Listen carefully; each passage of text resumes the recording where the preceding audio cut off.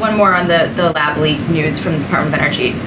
With all of this information coming out, and obviously the president had ordered a multi-agency effort that included the Department of Energy to try to, get at the origins question.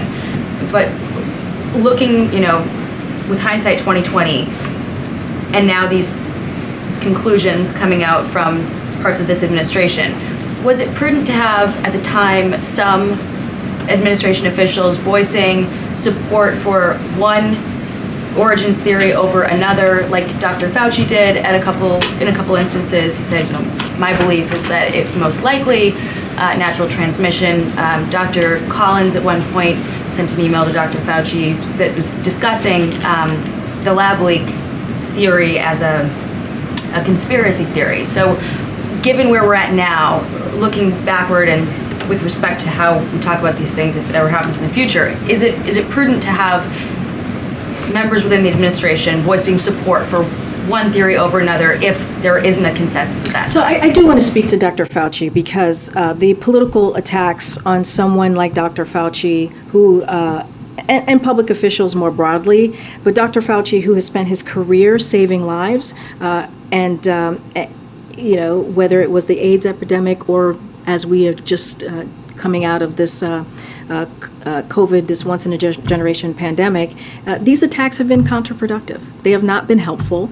This is someone, again, who has spent his almost entire career fighting for the well-being, the health of the American people. And so I just want to call out the political attacks. I think, again, it's not been helpful. Dr. Fauci himself has said he agrees with the president that we needed to get to the bottom of this, to get to the bottom of where COVID originated. And that's what the president did from almost certainly the first few months of his administration. And we have been grateful. Again, we have been grateful to Dr. Fauci's wisdom. We've been grateful to Dr. Fauci's advice during the COVID response. And we have been very, very clear here. We need to know more. We need to get to the bottom of how COVID-19 originated, and so that is why the president directed his IC and his intelligence community to get to the bottom of this. And so I'll leave it there.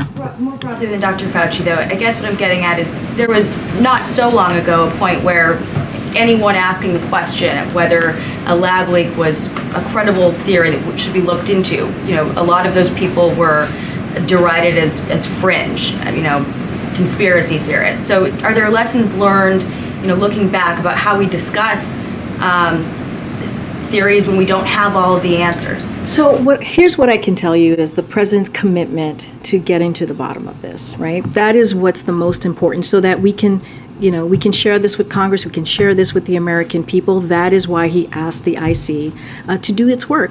And right now, there is no consensus. There is no consensus. You heard this from Jake Sullivan yesterday. You heard this from my colleague just moments ago. And we're going to do everything that we can. The president is asking his team to do everything that they can to figure out where it originated because of what could potentially happen next, because of the potential of having another pandemic. And I think that's what's most important. That's what the American people should have confidence in, is that you have a president that wants to get to the bottom of this. Go ahead, Kelly.